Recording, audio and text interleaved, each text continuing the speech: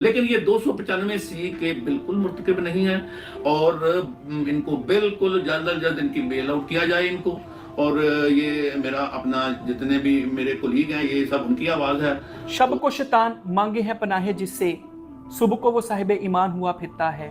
جانے کب کون کسی کو کافر کہہ کے مار دے، شہر کا شہر مسلمان ہوا پھرتا ہے. جو منبر رسول پہ کھڑے ہو کے یہ بات کرتا ہے کہ میرے نبی سا ہے ہی کوئی نہیں، آپ یہ سوچ سکتے ہیں کہ وہ گستاخ رسول ہے. بلکہ میں یہ کہتا ہوں کہ جس نے کلمہ لا الہ الا اللہ محمد رسول اللہ صلی اللہ علیہ وسلم پڑھ لیا وہ تو سوچ بھی نہیں سکتا.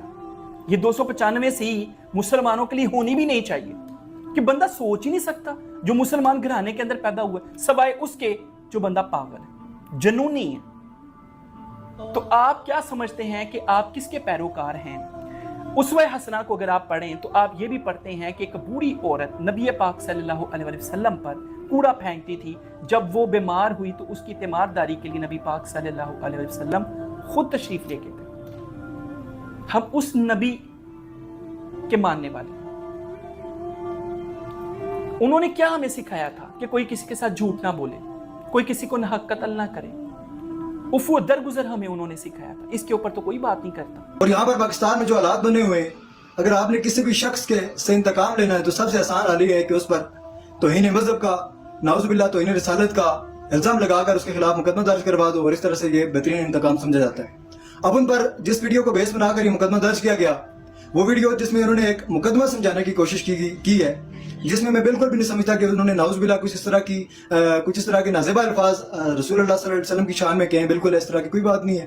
اس میں انہوں نے ایک مقدمہ سمجھانے کی کوشش کی ہے، اور وہ مقدمہ یہ تھا کہ ایک مذہب ہے جس کے حوالے سے انہوں نے بات کی کہ یہ مذہب جو ہے وہ نعوذ باللہ اس طرح کے عقائد رکھتا ہے رسول اللہ صلی اللہ علیہ وسلم کے بارے میں. اور انہوں نے یہ کہا کہ اس کے باوجود بھی ہمیں اجازت دی گئی ہے کہ ہم ان کی عورتوں سے نکاح کر سکتے. تو اس میں نہیں سمجھتا کہ کسی بھی طرح سے گستاخی کا کوئی پہلو ہے. جو بات میں نے پہلے بیان کی کہ پاکستان میں جو مذہبی انتہا پسندی ہے وہ بہت عروج پر ہے. اور دوسری جو بات میں نے بیان کی کہ پاکستان میں ایک جو ہے عام مسئلہ ہے، جو کسی سے آپ نے انتقام لینا ہو تو اس پر توہین مذہب کا، توہین رسالت کا نعوذ باللہ آپ فتویٰ لگا دو اور اس پر الزام لگا کر اس کے خلاف مقدمہ درج کروا دو. تو اس طرح سے آپ بہترین انتقام لے سکتے ہو. اور اس کے بعد مرزا محمد علی انجینئر صاحب کی جو کاوشیں، جو انہوں نے اسلام کو عام اور سادہ فہم میں عوام کے سامنے رکھا، لوگوں کو حقائق بتائے، اور ان کی جو قرآن فہمی ہے اس میں کسی قسم کی کوئی جو ہے وہ شک کی گنجائش نہیں بچتی. مرزا محمد علی انجینئر کے خلاف جو لوگ جو احتجاج کر رہے ہیں، جن لوگوں نے فتاویٰ جاری کیے کہ ان کا قتل جائز ہے، ہم اس کی شدید الفاظ میں مذمت کرتے ہیں، اور ان پر مقدمہ درج کرنے کی بھی شدید الفاظ میں مذمت کرتے ہیں. اور ان کو جو ہے ان کو اس طرح پریشرائز کرنے کی، اس کو اس طرح پابند سلاسل کرنے کی، کسٹڈی میں رہنے کی بھی جو ہم مذمت کرتے ہیں. اس طرح بالکل بھی نہیں ہونا چاہیے. ہر شخص کو فریڈم آف سپیچ کا رائٹ حاصل ہے. ان کی کسی بھی ویڈیو کو اٹھا کے دیکھ لیں، اس میں کسی بھی طرح سے کوئی گستاخی کا پہلو جو ہے وہ نہیں نکلتا. بہت شکریہ. اور مجھے امید ہے کہ پہلی پیشی کے اندر یہ بول تو ان کی ضمانت ہو جائے گی ٹھک کر کے، نہیں تو 2-4 پیشیوں کے اندر ان کی ضمانت ہو جائے گی، اور وہ پہلے سے زیادہ دبنگ طریقے سے جو ہے وہ سامنے آئیں گے. 30 لاکھ تو ابھی بھی ان کے فالوور ہیں جی. اور سوشل میڈیا کے اوپر اس طرح ٹاپ ٹرینڈ جو ہے وہ یہی ہے کہ ریلیز مرزا صاحب کو آپ ریلیز کریں، فری مرزا صاحب کو کریں.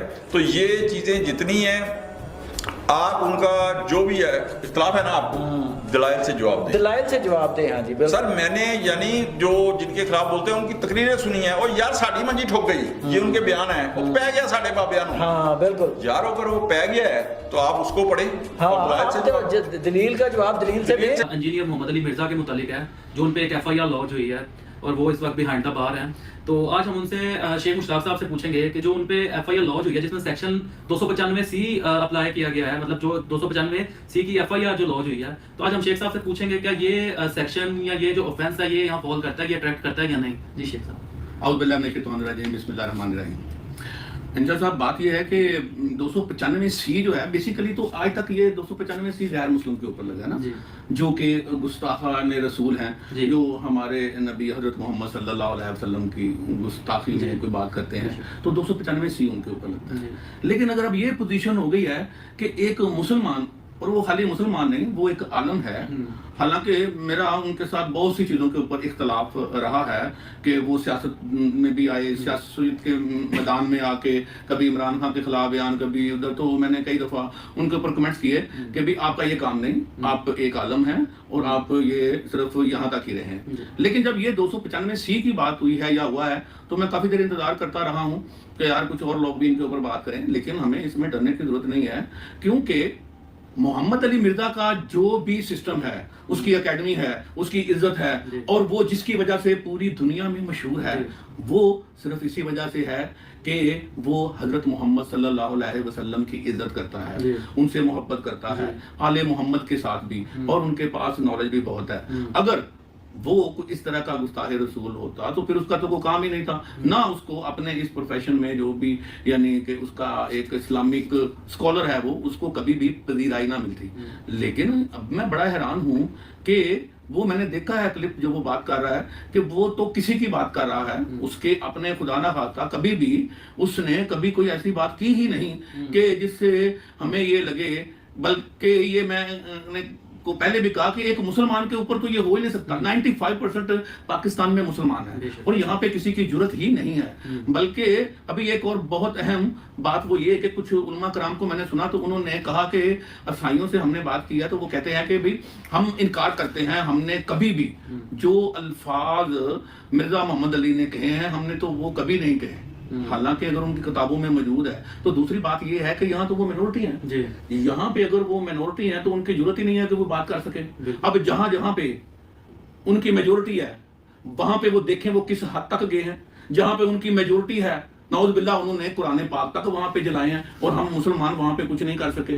جہاں پہ ان کی میجورٹی ہے، لاسٹ ٹائم نیوزی لینڈ میں جناب علی ایک بندے نے مسجد میں جا کے کتنے 100 مسلمانوں کو جمعے والے دن شہید کر دیا. اس طرح آپ کو پتا ہے ڈنمارک میں بھی انہوں نے جناب علی ایسے خاکے بنائے. تو وہاں پہ تو ان کی بدماشی اور ان کا معاملہ تو آپ سوچ بھی نہیں سکتے. ابھی آپ دیکھ لیں ابھی تک ایک بندہ سلمان رشدی جو 95 آج 30-35 سال ہو گئے ہیں اس کو پروٹیکشن دی ہوئی ہے انہوں نے. تو لہٰذا یہ کوئی اچھا ٹرینڈ نہیں ہے کہ جناب علی ایک مسلمان کو آپ اپنے کچھ ذاتی اختلافات کی وجہ سے آپ اس کو جناب علی 295C اور 295C ثابت کیسے ہوگی کہ اس کے منہ سے کبھی کوئی الفاظ نکلے نہیں ہیں. انجینئر محمد علی مرزا صاحب کو 3 MPO کے تحت جو ہے وہ اریسٹ کیا گیا تھا. پھر ان کی ڈیورنگ ڈیٹینشن ایک اور FIR سامنے آتی ہے 295C پاکستان پینل کوڈ کی، جس میں ایک عمیر قادری نامی شخص نے جو ہے وہ گجرات میں ایک FIR لانچ کی 295C بلاسفیمی لاز کے انڈر، اور اس کے تھرو جو ہے وہ یہ الیج کیا گیا کہ انجینئر محمد علی مرزا نے جو ہے وہ نعوذ باللہ حضور صلی اللہ علیہ وآلہ وسلم جو ہے وہ ان کی شان میں گستاخی کی ہے. فرسٹ آف آل ہم ڈیفرنٹ آسپیکٹس کو ڈسکس کریں گے. نمبر 1، سنی اسکول آف تھاٹ کے جتنے علماء کرام ہیں انکلوڈنگ مفتی طارق مسعود صاحب، مولانا طارق جمیل صاحب، ایون جو بڑے بڑے مفتیان کرام ہیں، ان سب کے اوپر بریلوی اسکول آف تھاٹ اور اہل حدیث اسکول آف تھاٹ ساروں نے فتوے لگائے. اور ایک فار ایگزامپل شیعہ اسکول آف تھاٹ کے کچھ اسکالرز سنی اسکول آف تھاٹس کو کافر ڈکلیئر کرتے ہیں، اور کچھ سنی اسکول آف تھاٹ کے جو اسکالرز ہیں وہ شیعہ اسکول آف تھاٹ کو، بریلوی اسکول آف تھاٹ جو ہے بریلوی جو ہے وہ دیوبندیوں کو جو ہے وہ مرتد اور کافر اور پتہ نہیں کیا کچھ جو ہے وہ کہتے ہیں. تو ہر ایک فرقہ دوسرے فرقے کو جو ہے انویلڈ کرنے میں یا اس کو کافر ڈکلیئر کرنے میں یا ان کی جو ہے وہ ایک کسی نہ کسی طریقے سے فرقہ واریت کو پروموٹ کرتا ہے.